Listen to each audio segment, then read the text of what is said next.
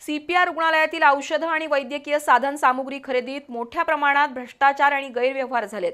अनेक सामाजिक आणि सेवाभावी संस्थांनी आवाज उठवूनही शासन यंत्रणेकडून त्याची दखल घेतली जात नाही। त्यामुळे सीपीआर मधील भ्रष्टाचाराची स्वतंत्र यंत्रणेमार्फत चौकशी व्हावी अशी मागणी शिवसेना ठाकरे गटाने केली आहे।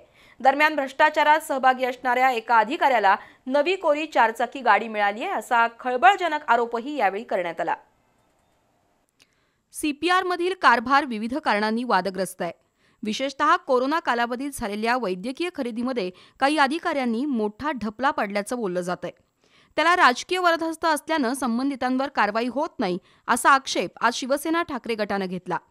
सीपीआर मधील हृदयरोग विभागाला लागणाऱ्या यंत्रसामुग्रीची 15 ते 20 कोटी रुपये किंमत आहे, पण तीच यंत्रसामुग्री सीपीआर मध्ये 52 कोटी रुपयांना खरेदी करण्यात आली।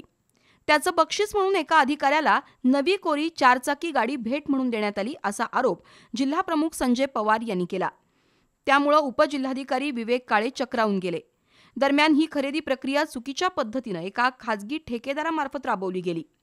हृदय शस्त्रक्रिया विभागाच्या नूतनीकरणासाठी तसंच नवीन बांधकामासाठी परवानगी घेतलेली नाही असे अनेक मुद्दे शिवसेना ठाकरे गटानं उपस्थित केले। याबाबत उपजिल्हाधिकारी विवेक काळे यांना ठाकरे गटाचे संजय पवार, विजय देवणे यांच्या नेतृत्वाखालील शिष्टमंडळानं निवेदन दिलं।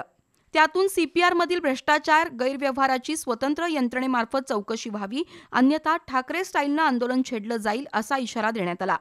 शिष्टमंडळात राजू यादव, विशाल देवकुळे, दत्ताजी टिपुगडे, धनाजी दळवी, विनोद खोत, दीपक गौड, विवेक काटकर, संतोष रेडेकर, स्मिता सावंत, पूनम फडतरे, दीपाली शिंदे यांच्यासह कार्यकर्त्यांचा समावेश होता।